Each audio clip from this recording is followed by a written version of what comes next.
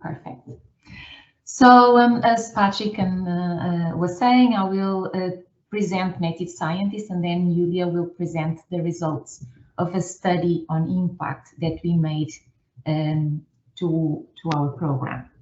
At Native Scientists, what we do is to connect children with scientists across Europe to tackle educational disadvantages. And the story of Native Scientists is very linked to my own personal story because I grew up in a rural place in the north of Portugal, very far away from any kind of science or even higher education. You can see here a picture of me and my brother and a picture of the city where I'm from, which was a village actually back then, and still looks a lot like a village.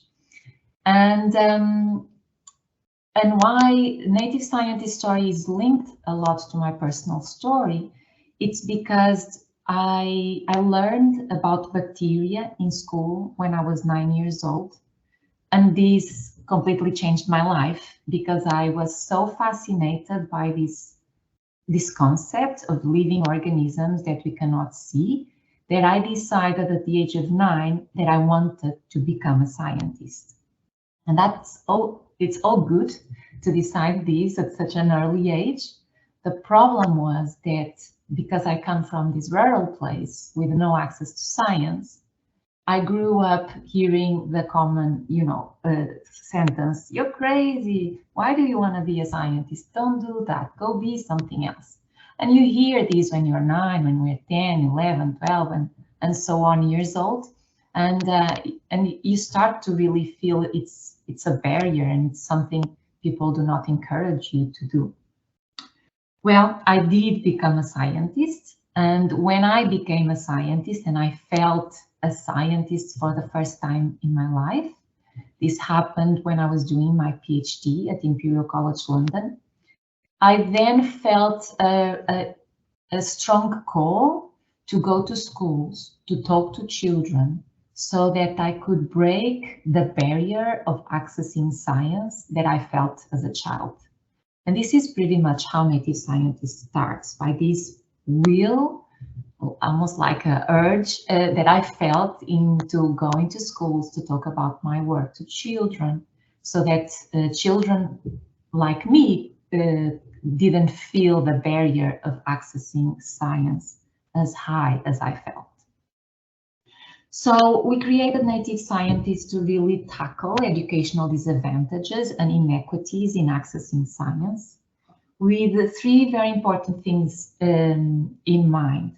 The fact that there is a very sharp decline on the interest for science in children at around the ages of 10, 11, or 12. The fact that a lot of the children still perceive science as difficult and as not for people like me. And the stereotype that still exists in relation to scientists. The white man with white hairs, like mad hair and lab coat. And there is still a big need to break this representation of scientists. And how are we doing this? Well, we design, implement science education and outreach programs that are really focused in connecting children and scientists. But they really stress the importance of promoting meaningful connections between children and scientists. And the reason why we want to create these meaningful connections is really to broaden the horizons of these children that are typically underserved or underprivileged, to boost the children's motivation for science, and to promote higher education and scientific careers. And so far, in our 8 years of existence, we have established more than 20,000 connections between children and scientists. We've done this through 2 main programs. Well, one main program and another program that complements it, which target ethnic minority and migrant children. And you can see here some of the photos taken in these science workshops that we promote among these ethnic minority and migrant children. We've been in more than 200 schools in 9 different European countries, reached over 5,000 children. We've also been in 2 museums and 2 universities.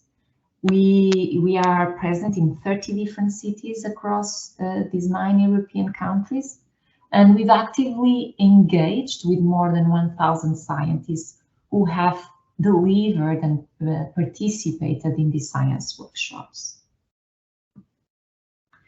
This is the most popular program that we have. It's the Native Schools program, and it's really the program that started it all. As I was saying, I was a Portuguese PhD student in London back in 2013. And I felt this very strong call to go to school to talk about my work. And what we did was to actually bring together 4 or 5 Portuguese-speaking scientists in London. And we went to a London school to talk to the children who were born to Portuguese parents about science in the heritage language of these children. So in Portuguese, my mother tongue, and the heritage language of these children. And so we started like this in London, and very quickly we realized that there was something very special about these workshops, because the scientists have the biggest smiles ever. The kids were like almost hysterical because they were so excited about it.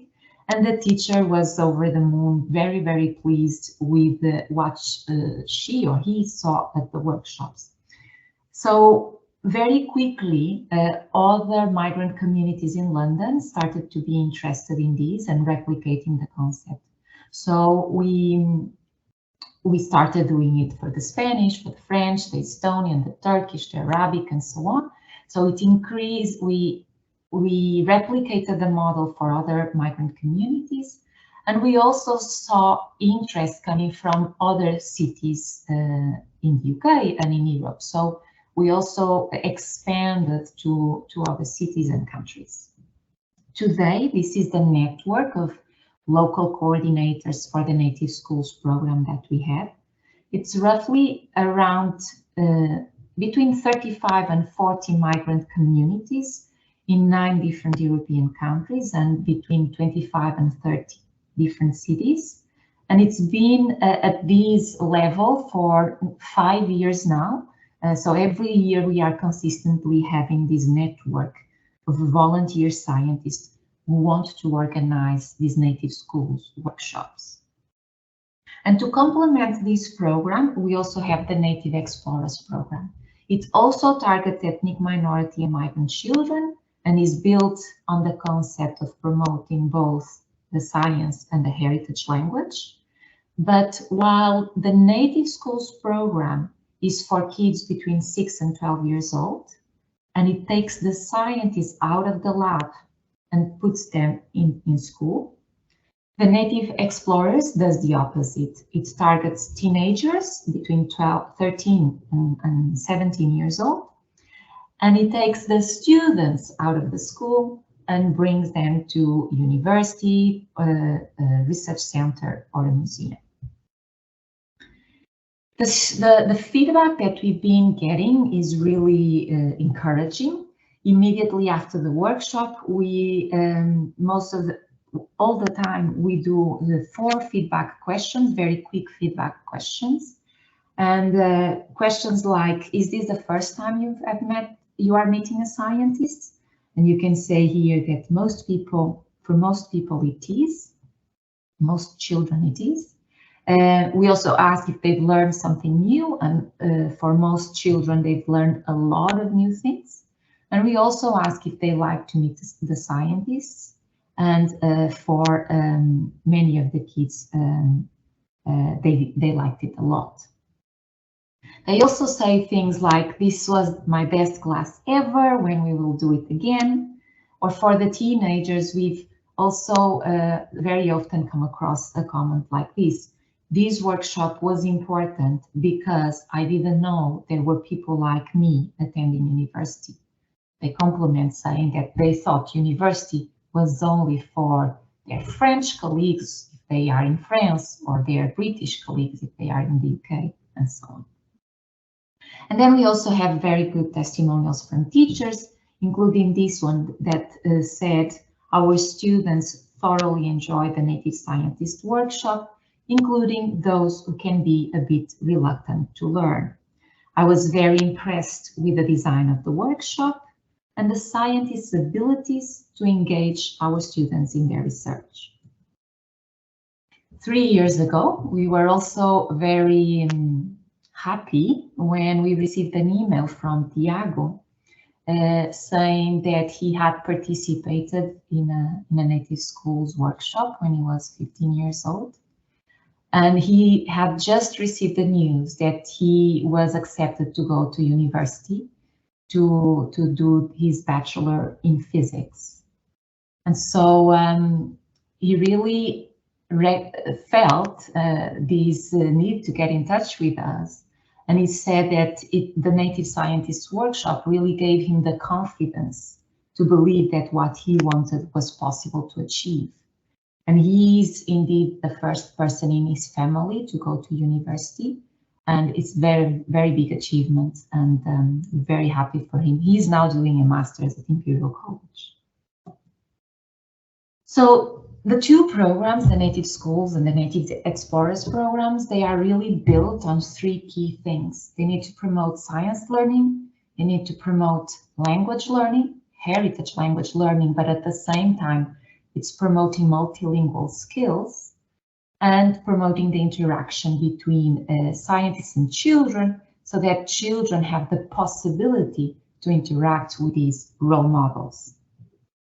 And our work targeting migrant kids or ethnic minority children is really important because both at the European level and even global level, migrant children are twice more likely to underachieve in science than their non-migrant peers. So there is educational disadvantage here that needs to be addressed.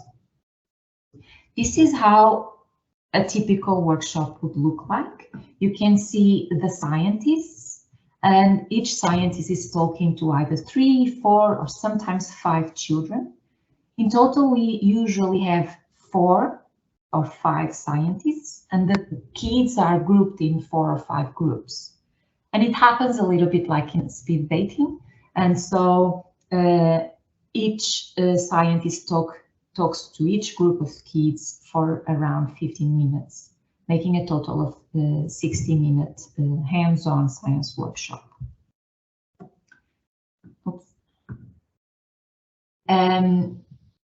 By doing what we do, our workshops really rely on a concept which is called content and language integrated learning. So because the scientists go to their school setting and talk about science in the heritage language of the kids are both learning science and language at the same time. It also is based on this carousel teaching strategy because the kids are divided. The classroom has 4 or 5 stations, and the kids travel and go through every station, and in each station they interact with the scientist.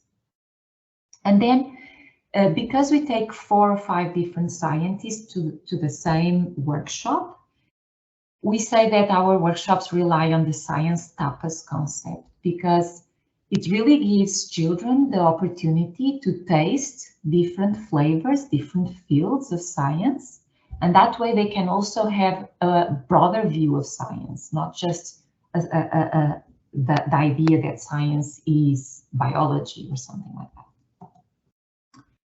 that. Finally, the scientists can act as role models for these children, and they always bring supporting materials that the kids can touch, can feel, can smell, or or they can move. And there is dialogue is really promoted by having these small groups of children interacting with the scientists. We've called this concept the STEM plus language concept, and this would be a denomination for the science communication field, as usually these type of activities are referred to as STEM outreach activities. In our case, we do STEM plus language outreach activities. Coming from the educational field, we would describe our workshops as workshops that rely on this concept of science and heritage language integrated learning. And so Julia will be talking more about these and the paper that it's under revision, coining the concept and defining the concept of these two concepts that you see here. Finally, I just wanted to highlight that our workshops are really people-centered. So for us, what the focus is really to create these meaningful connections. So putting together people, scientists and children, they have something in common, a shared background, a shared heritage language. And it's not so much about going there to teach about, you know, specific like cancer or marine biology or something like this. Of course, content is taught through the workshops, but for us, it's much more important the common sense of identity and the empowerment of the children in meeting scientists and in meeting scientists that look like them or speak like them. For all of this to be possible, we focus a lot in building, training, and growing a web-based network of volunteer scientists that volunteer to go to these workshops and talk about their work. And of course, I'm not alone on this. We are a big team, 19 people in the core team, 8 advisors. Patrick is one of them. You can see him here. 43 local coordinators that are in the different cities making this possible. And every year, more than 300 scientists actually engaging with children.